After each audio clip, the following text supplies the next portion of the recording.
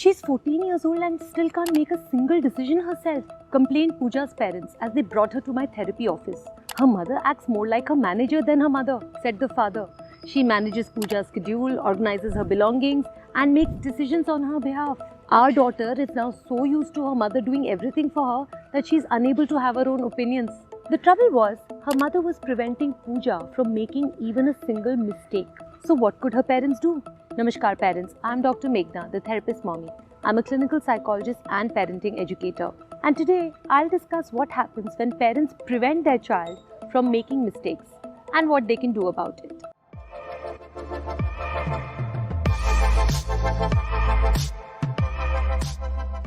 Pooja's mom corrected her homework, offered her advice on what to wear, and scheduled her time for her. Pooja started seeking her mother's opinion before making any decision. And without her mother's input, Pooja had no idea how to manage her life. After a lengthy conversation about how things had gotten to this point, Pooja's mom realized that she was scared. Scared that Pooja would be lost if she stopped offering her help. So why did Pooja's mom do this?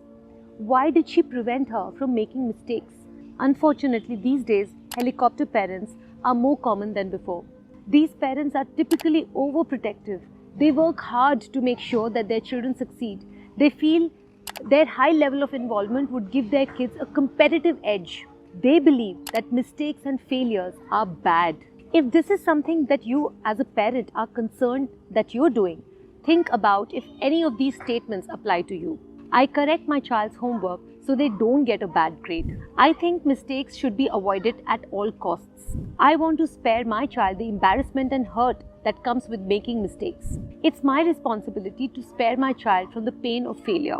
If my child is doing something wrong, I feel compelled to jump in and show them the right way to do it. And finally, preventing my child from making academic mistakes is the best way to set them up for better grades. If any of these statements apply to you, then you might be overparenting. In therapy, Pooja's mom learned to take a step back and start supporting Pooja's efforts to make decisions on her own, one step at a time. These are the 4 strategies Pooja's mom learned and that you can learn too to avoid helicoptering your child. First, resist the urge to interfere. The teacher doesn't want to know what you can do. Teachers need to know what information your child retains and understands. So don't prevent your child from going to school with a few wrong answers sometimes. Also ask yourself, do I work best when my manager is standing over my shoulder pointing out each error that I make? Kids, like adults, need space. Giving them a little freedom with their work can be good for your relationship as well. Also, instead of fixing your child's mistake, which gives them the message that, marks are much more important, focus on the effort and hard work. And focus on your child's experience of learning. 2. Turn mistakes into learning opportunities. 12-year-old Kunal kept getting into trouble at school for fighting.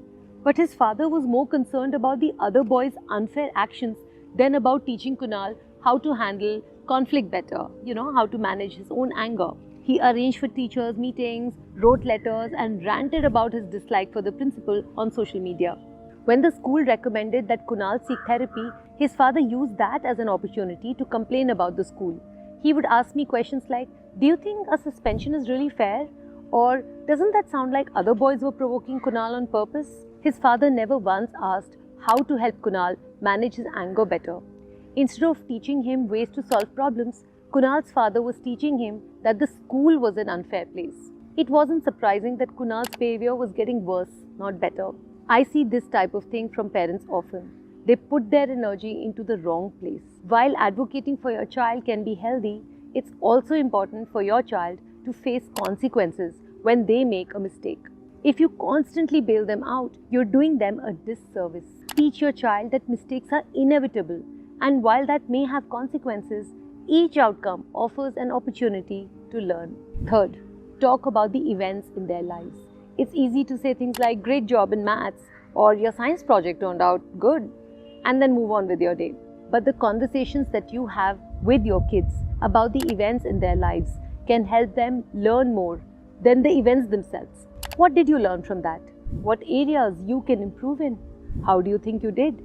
These are some questions you can ask your child, whether they have succeeded or failed, whether they have met their goals or not. And fourth, talk about your own failures. Kids love to hear stories about mistakes and failures. So talk about the mistakes you made as a child or the times that you messed up.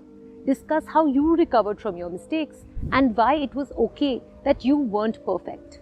Whether you got a 0 out of 20 in maths tests, by the way I did and I tell my kids about it all the time, or you were eliminated from the first round of the computer quiz, share those early memories. Also share recent mistakes. You know what I did, beta? I shook hands with someone today and called them by the wrong name. This also I've done, by the way. This shows your child that you're a continuous work in progress. This shows your child that you're comfortable knowing that you won't be perfect. When you let your child make mistakes, you give them an opportunity to build mental strength. Let them make mistakes. Give them enough guidance when they make those mistakes. And your child will learn how to turn those mistakes into valuable life lessons that they will carry into adulthood. This is the Therapist Mommy signing off.